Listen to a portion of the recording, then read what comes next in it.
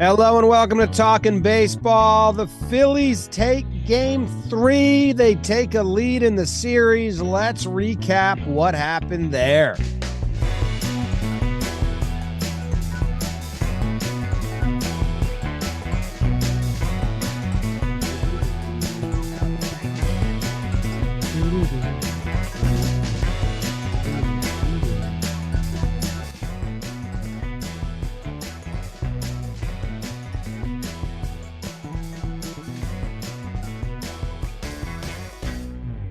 Hello and welcome to Talkin Baseball, brought to you by SeatGeek. If you use the code JohnBoy Playoffs, you get 10% off your tickets to anything you want to go. You just got to get the tickets from SeatGeek. Use code JohnBoy Playoffs.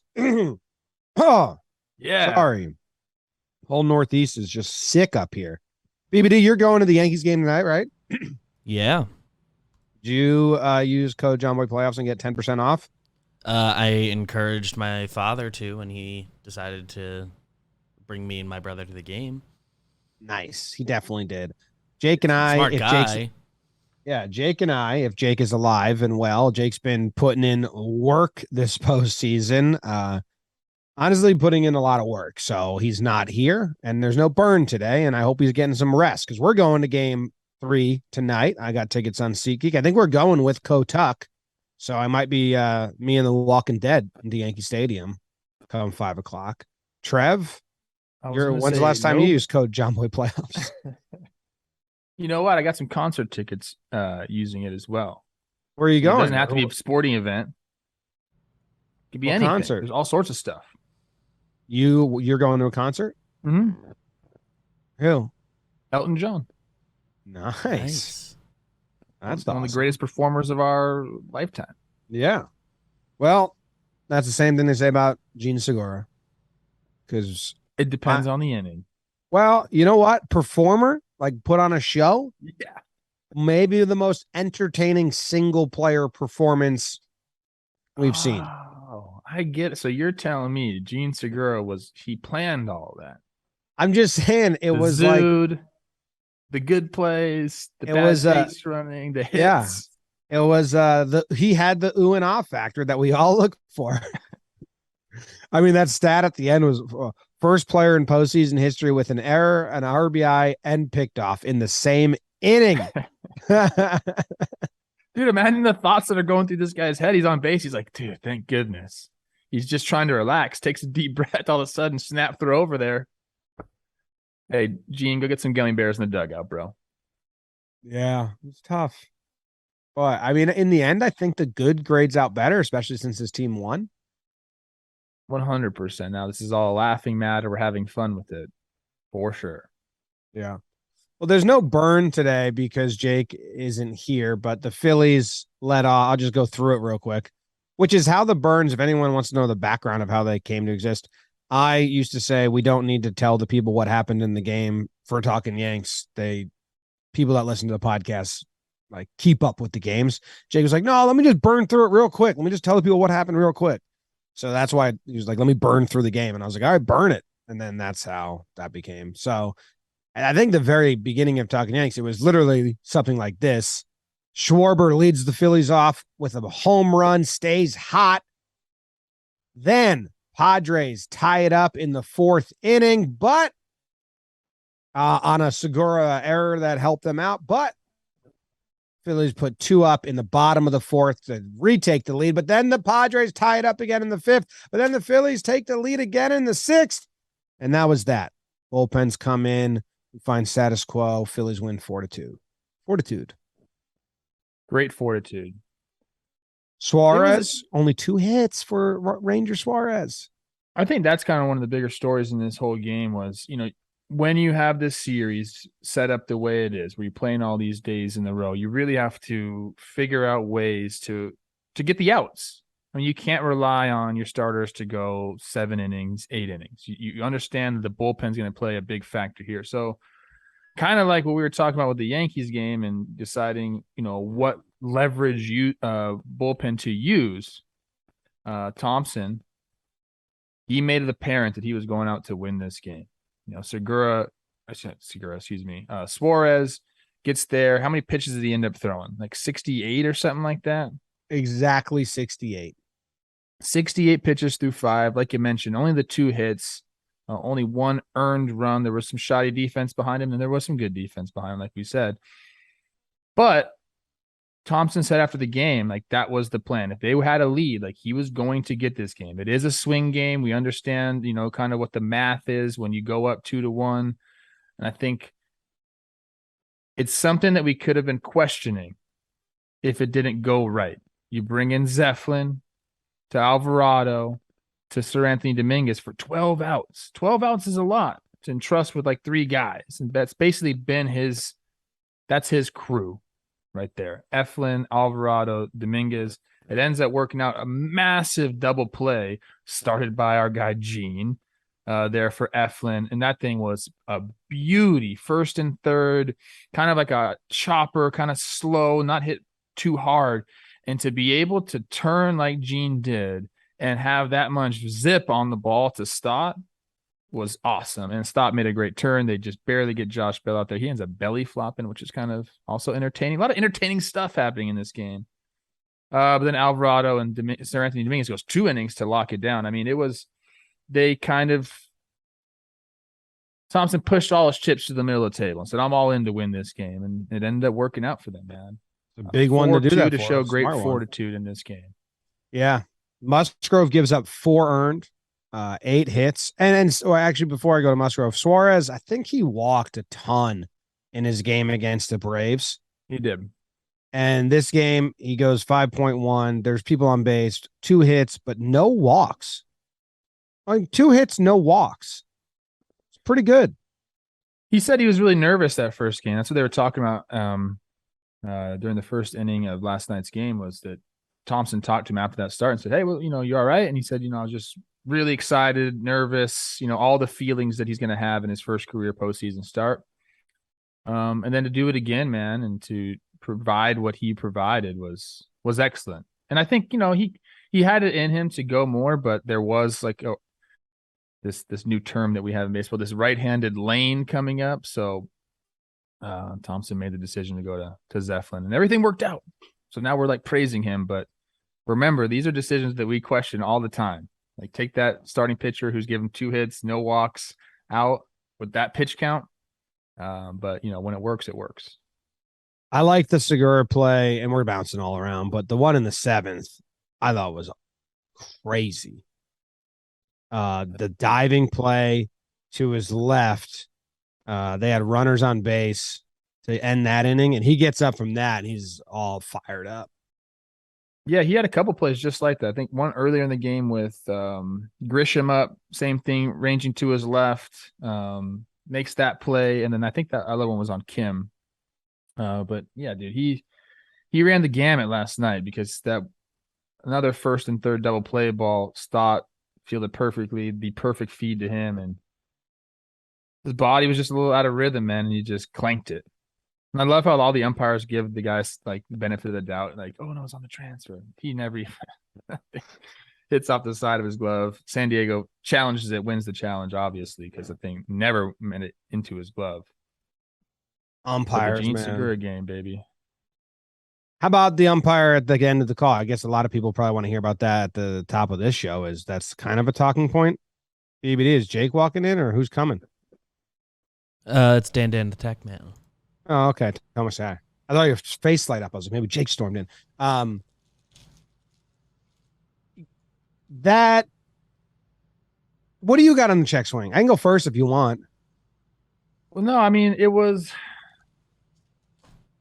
very close. Either way, I think each team's like, yeah, our side. Like Profar's saying, man, I was just trying to get out of the way of the ball. I think his bat, like what I constitute as a swing when I'm watching like slow-mos and whatever, it's probably changed now that I'm a fan, but when I see the end of the bat kind of cross over and be in front of the knob, that to me means you went. No matter where it's at. Like if that thing goes I think you went. And it did. So I think they got the call right. I know it's very difficult and it's tough when you're trying to get out of the way of the ball, but that's the way of the world, man. If Profar's on the other team, he wants to be rung up. He wants the guy to be rung up. Jake and we do live streams. We watch a lot of baseball together. We're always a little different on check swings. And I'm always more, I think they always go. And he's the other way. And much like you have influenced Jake and I to dislike starting pitchers, David Cohn has influenced me to say everything's a check swing. And David Cohn's point is if a batter can spoil my strike and foul it off, that's a swing.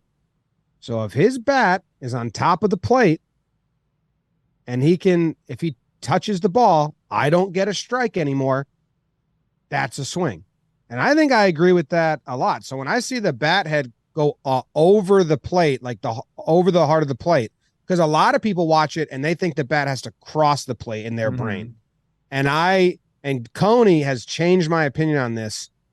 And he's like, and anytime someone just does a check swing, like bunt single that beats the shift or just like bloops over the third baseman's head, Coney's like, oh, but some guys don't even want that as a swing if he doesn't touch the ball. And he's fully changed my mind. And I think, yep, you get that bat head over the white of the plate, you can spoil a pitch. So that's a swing. I would disagree with him a little bit there. I think my interpretation, and maybe that's just everybody interprets it differently. I mean, in the rule book, it's like it's whatever that ump thinks a swing is. An attempt. Yeah. At a swing. So like, you have to interpret it your own way. But when you watch the slow-mos, I think that's unfortunately the umps can't. Yeah, but the umps don't get slow-mo. Yeah. No. I thought he made the right call. Profar had an all-time reaction, a lot of F-bombs. Fuck you. At that point, I mean, he's so frustrated because you think you have a great at-bat. You think you work the walk, and you take one, and all of a sudden you just get rung up. And as a hitter in that moment, that, your life hangs in the balance on a guy over there who's 100 feet away. And you're like, please, dude, just like be on my side on this one. And then he wasn't. And then, you get a little upset, man. Yeah. These are big games, dude. In our Blitzball league, we have an official check swing rule. It's if it's what I said. Because in Blitzball, a bunt can be a home run. So it's like if your bat's over the plate, I intentionally don't try to cross the plate when I swing. So tell Coney with that logic that if he throws like a ball behind me, but it hits my bat, that shouldn't be a foul ball because the ball wasn't over the plate. I'd be interested to hear his response because in my head, like if MLB changed that rule, people would just say, "Oh, but that was so fun when that happens." No one would really be like. Everyone would be like, "Yeah, okay." That makes sense. If the bat's behind his head and the ball hits it, it's not a foul ball. You'd only be missing out on comedy. What else you got in here? I want to touch one more time on Segura's game, and I thought he had some really insightful. But I feel like some people would find it a little bit funny. Talks about pressure in America. And this is something that I've heard from Latin players, like guys from the DR, Venezuela, all the time. Like, we don't feel pressure over here. All the fans are so nice. I'm like, what do you mean? Like, you're in Philly, you're in New York. Like, these fans in Chicago, these fans could ride you. They can be brutal. Like, dude, like, where we come from, like, we're getting death threats. And, like, people are, kidnapping people. Yeah, like, this is nothing. Like, this is fun, you guys. And he said something like that after the game. He says, it's just the way we handle the pressure in the Dominican Republic. Even when we play winter ball, we've got guys in the stands. Hey, when you get out, we're going to kill you. We're going to do something bad to you. It's just the way we play the game out there. And again, this is not just Gene saying this. I've heard this a ton. So like in these pressure situations, obviously it's still tough and there is a little bit of pressure, but it's at a completely different level here. And I think we saw that with Gene. Obviously he's a veteran too. So he's able to kind of put the mistakes behind him. But he definitely had the oohs and ahs factor for us last night. That was as entertaining as it gets. Yeah, it's interesting. We talked to the manager of High-A Yankees a little bit about the difference between the Dominican players, the players that are coming from the international draft versus the guys that are coming from college or high school. because the college baseball players they want to win. They need to win. The coaches need to win. Whereas the international signings, they're 16 years old, and the result of the actual games don't matter. Like Jason Dominguez, he hasn't played a game where the result has mattered yet because it's true. he grew up in academies in the DR. So when he was like 14, he's just been playing in these showcase leagues. Okay. Gets signs at 16 with the Yankees, goes to the minor leagues, and the result of the game doesn't matter. And she said a little opposite, like the 16-year-old kids, it's harder for them once they finally get to MLB. And now all of a sudden the individual stats don't matter. The game stats matter. You know, it's really interesting to think about the two trajectories of players. Think about that. You can be like Jason Dominguez hasn't played a game where the result of the game mattered since he was 14 years old. Yeah, and we're getting a little bit off track here, but the minor leagues is like that for everybody too. It's you want to win because it creates the atmosphere that you need to create winning players, and you want to have a good collection of players on your team. So usually, if you have a better collection of players, you're going to win the game. But in the end, it is about development, and you'll have pitchers that aren't allowed to throw their changeup, or there's organizational rule with the Yankees, I believe, at one point where they had to take a strike. Imagine that. I'm pretty sure it was the Yankees too. You had to take a strike, and they were trying to improve plate discipline and seeing more pitches. But I don't hate it, but it's you weird. would if you're the batter. Yeah, and then people start to especially realize, if the other team knows. They do. It happens very quickly. Oh, no one's swinging until they get a strike, and this is like first pitch fastball. And I think that's counterproductive right there. So. For the Padres, they're down 2-1, but how about Bell and Drury?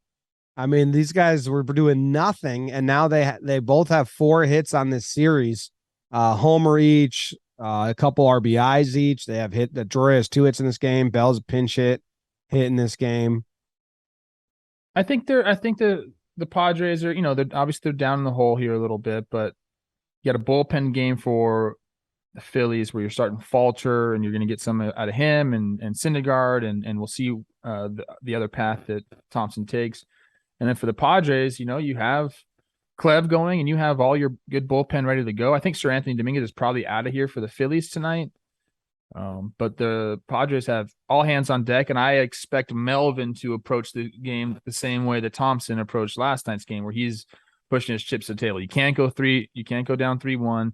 If you win tonight, you got your guy Darvish on the mound for the next game going up against Wheeler. So it's like, as much as this game was a swing game, I mean, this is must win for the Padres, and maybe even more of a swing game than the last one.